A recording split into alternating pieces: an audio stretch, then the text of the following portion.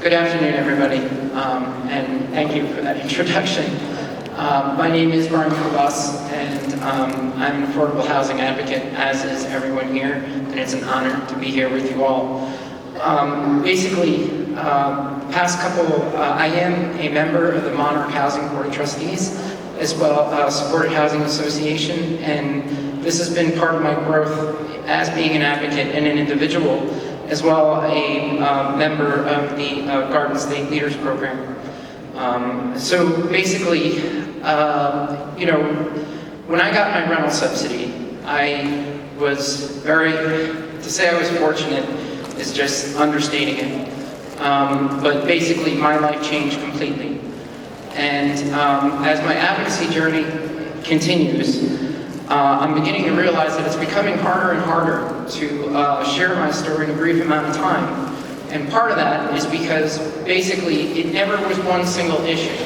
It never was just my income. It never was just my education. It never was just my mental or physical health. That was all part of a spiral that kept leading to an extremely difficult place in my life. I just kept falling and falling and falling. And basically, I would like to focus on one story, and that's part of my life that I think is very significant here, that kind of ties some of this together, is basically when I was going through many episodes of homelessness, and my mental health was at its worst point, and my physical health matched that worst point, I was going to the emergency room constantly. It became a safe haven for me. I didn't want to stay outside in the cold. I didn't want to be outside in the heat. I didn't want to be out. I wanted to be safe from trouble that I felt was outside. And I constantly turned to the emergency room always. Even though I had a therapist and a psychiatrist, I always needed a safe haven. And basically, that type, I had Medicaid and Medicare. And because that was my outlet to find a safe place to be, that cost rose extremely on CMS. And basically, I can judge my progress today. One of the best ways I judge my progress today is by my CMS statements. Those bills have reduced by 70% since I've had my housing voucher. And, that is...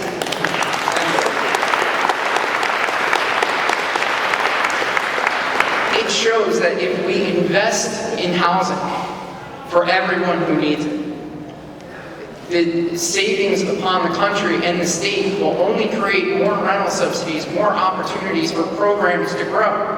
We won't be investing so much in people's struggle and trauma, but investing in their future. And that is a key point of my message.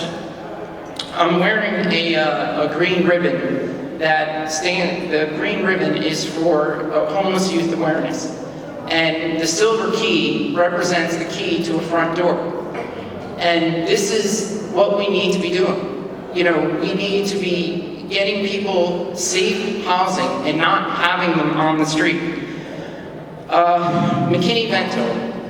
This was a program that started about 30 years ago.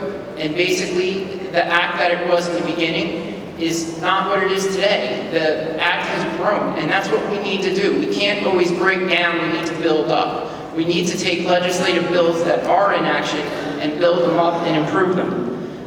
Medicaid expansion. We cannot afford people to not have health insurance. It is not right that we have people walking around in the heat. It was 100 degrees the other day in New Jersey. I don't know how anyone who is homeless can possibly survive that. Without a stable diet. We cannot have cuts to SNAP either.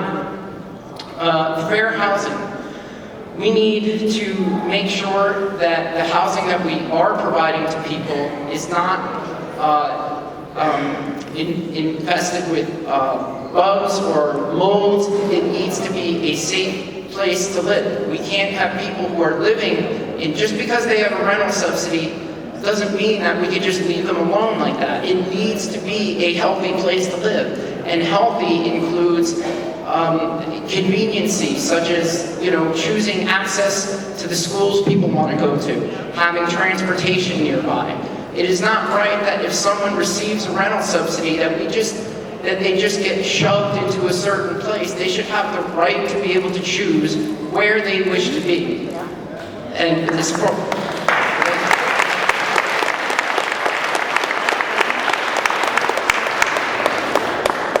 the National Housing Trust Fund, that just not only provides opportunities for housing, it provides opportunities for development and making communities better, making things more enriched, giving those communities the opportunity to build safe playgrounds in neighborhoods.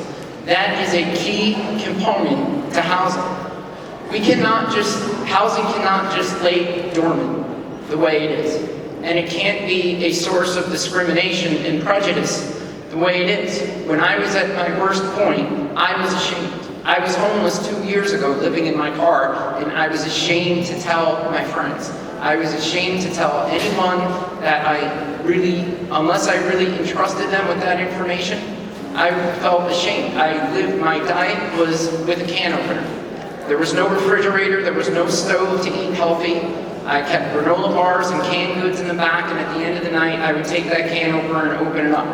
You know, it was a totally different life. So I stand here before you today. I thank you for your time. And one thing I do have to say in closing is that I believe we all have a similar and direct message for our elected officials today. And what I really hope is that it's just not staying in this room, that it is reaching beyond those doors, through those hallways, and that they are hearing this message, even if they are not here today, or if they don't want to be here today, that it is still resonating in those hallways. That is what we are here for. So thank you for your time. I respect everyone in this room for all your efforts. I look forward to working with everyone in the future. I really hope to see everyone around, not just today, but in the future, advocating for affordable housing. And thank you very much for your time.